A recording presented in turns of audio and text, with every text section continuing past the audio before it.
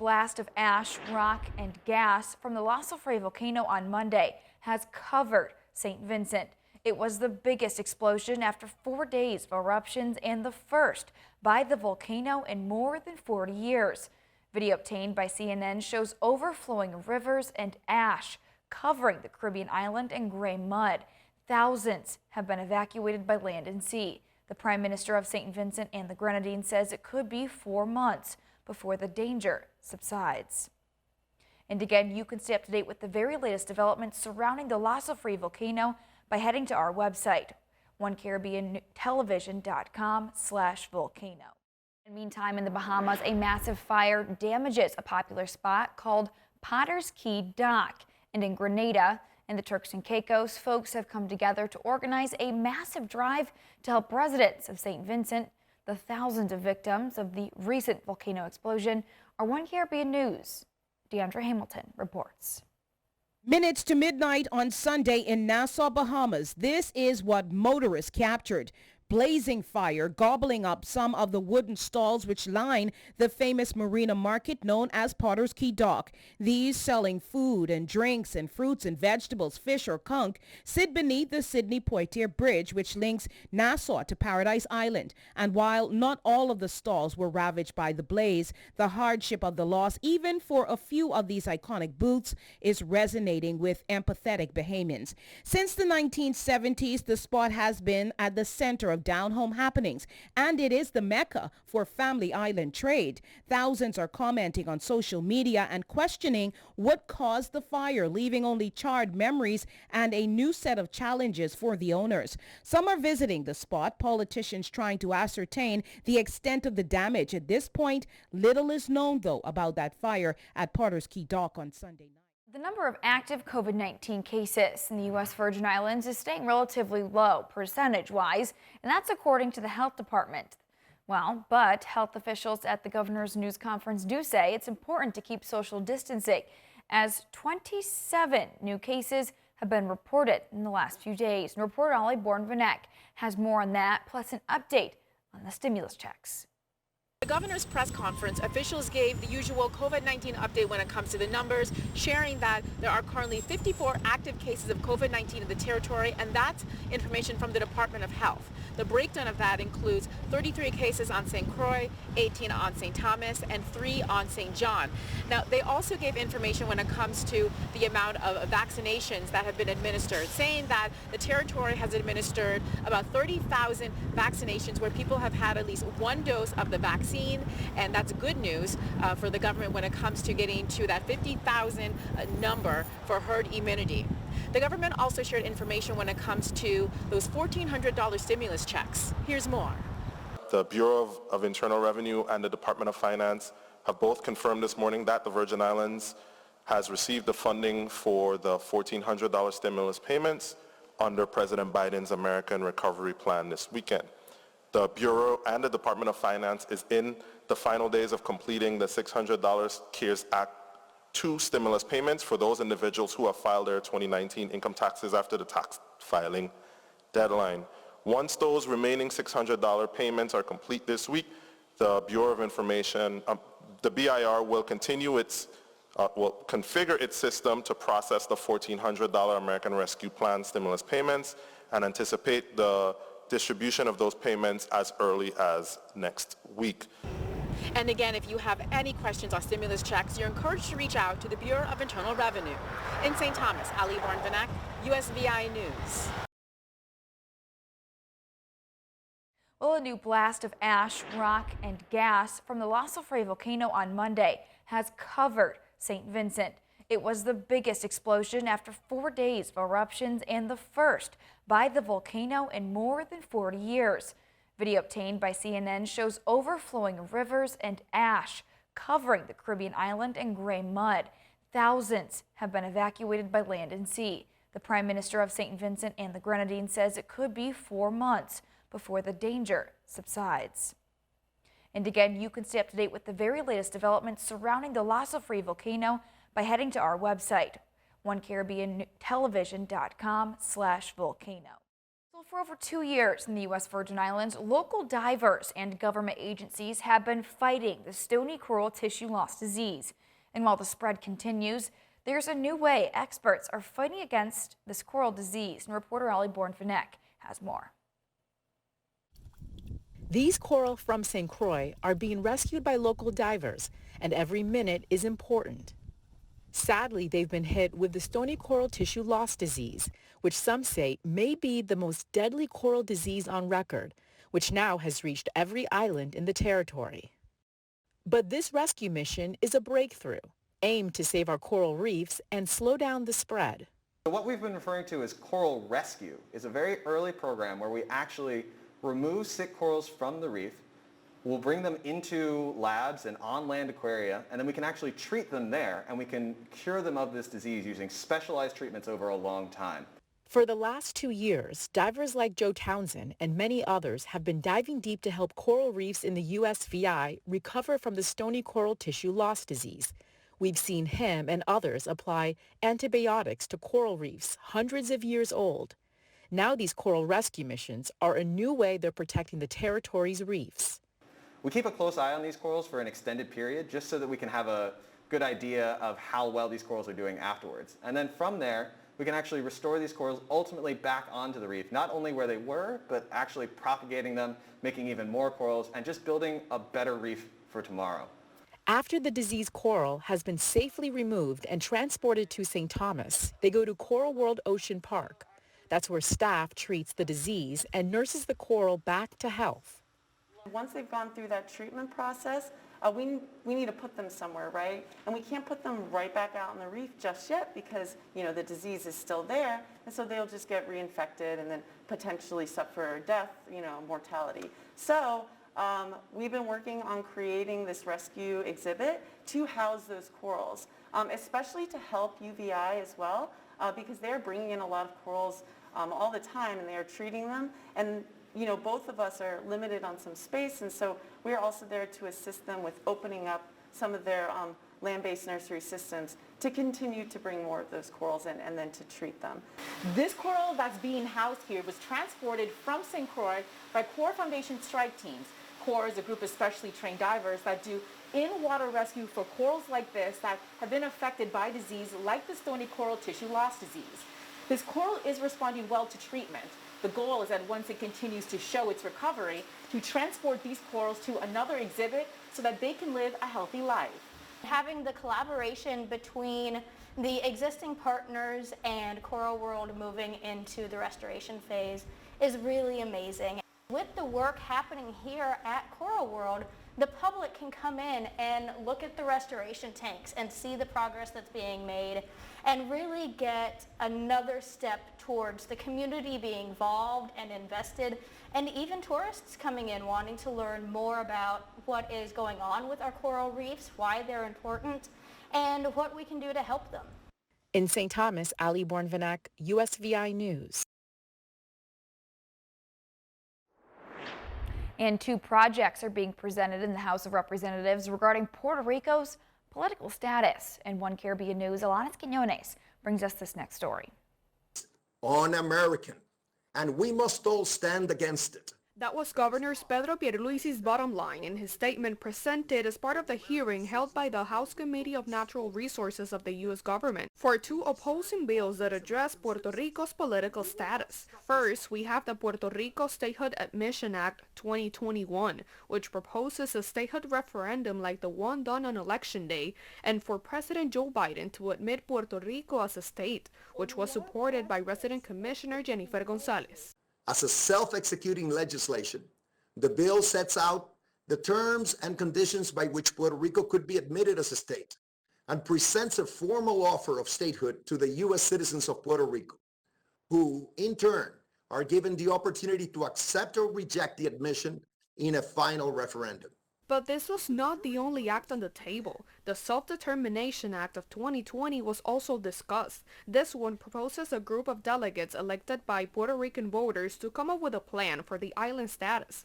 And only if chosen by the delegates would a referendum come to the table, giving options like independence, free association, statehood, among possible others. This was supported by Congresswoman Nidia Velázquez. A binding self-determination process in which all non-colonial, non-territorial options can compete on a level playing field, in which the people of Puerto Rico get to cast an informed vote and Congress must act upon the will of the majority. Back in November on Election Day, a statehood yes or no plebiscite won with a 52% and a 55% voter turnout. The fact is that Puerto Rico has never really gotten the chance to actually change its colonial status, and because of the many natural disasters like Hurricane Maria, earthquakes, and even COVID that have caused a considerable number of Puerto Ricans to establish in the states, there seems to be more awareness about it.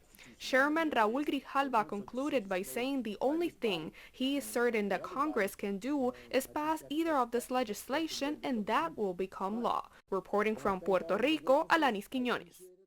Well, in the U.S. Virgin Islands, a big scare on Wednesday for St. Thomas residents when a caller to 911 reported there was a tsunami. Now, this bogus emergency call not only frightened and scared citizens, but for a moment put first responders on high alert. Reporter Ollie Bourne-Vanek spoke with the director of VITEMA to learn more. Thank you very much for the opportunity to talk about this hoax. We did have a hoax over on the island of St. Thomas today. Unfortunately, we had a call that came into 911 thinking about the water receding. There was no verification done. However, we did take initial actions to evacuate one of the community vaccination centers over on St. Thomas. Unfortunately, that caused a lot of individuals didn't have a communication to their friends.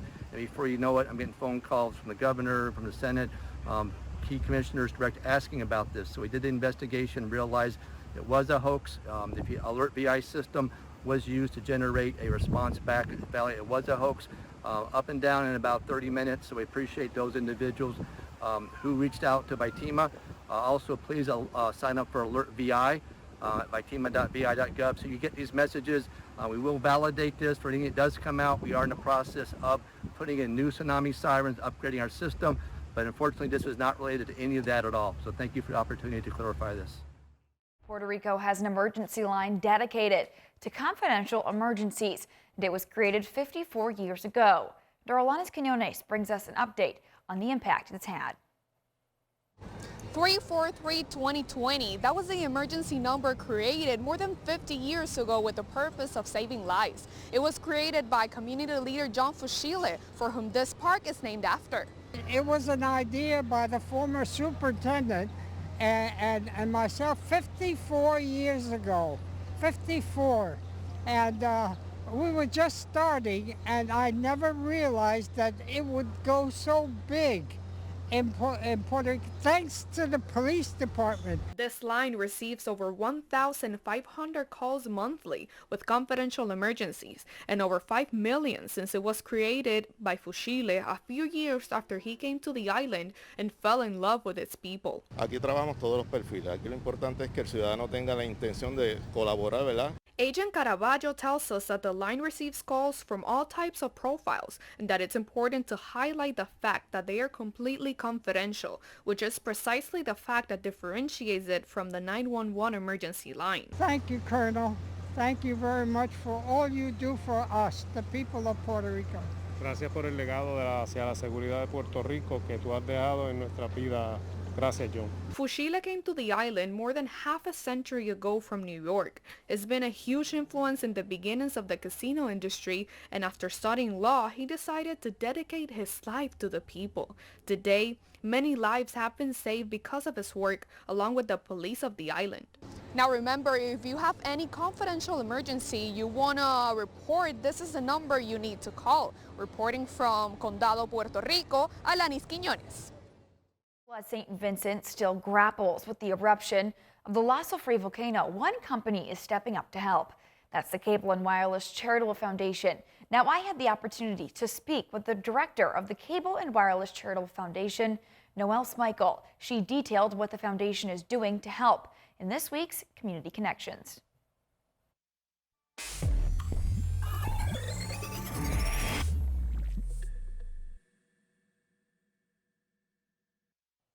Noel, as always, we appreciate you taking the time to speak with us. Just kicking things off here, obviously what these residents of St. Vincent are currently experiencing are absolutely unimaginable. What is the Cable and Wireless Charitable Foundation doing to support St. Vincent along with neighboring islands? The health and safety of our employees and our customers remain our top priority. We're specifically focused on the well-being of our employees and customers in St. Vincent and the Grenadines, as well as in Barbados, where the ashfall has been tremendous, and St. Lucia and Grenada, who are also feeling the effects of the volcanic eruption. In the immediate aftermath of the first major eruption, our teams across CNW reached out to offer support and continue to be in close contact with our colleagues on the ground.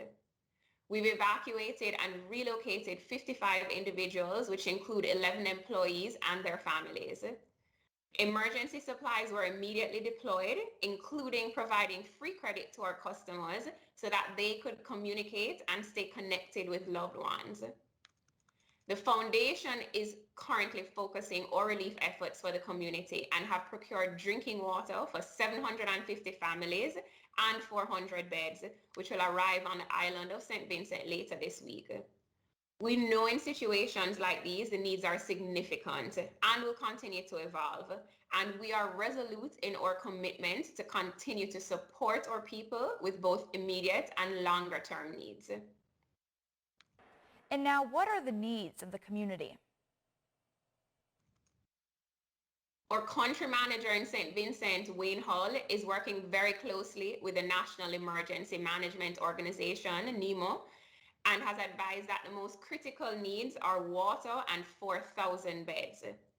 In addition, respiratory masks, safety glasses, blankets, hygiene kits, disinfectant, and liquid soap are also important. The foundation has already procured beds and water and is continuously assessing the situation to assist with relief efforts. And how can others get involved with these relief efforts?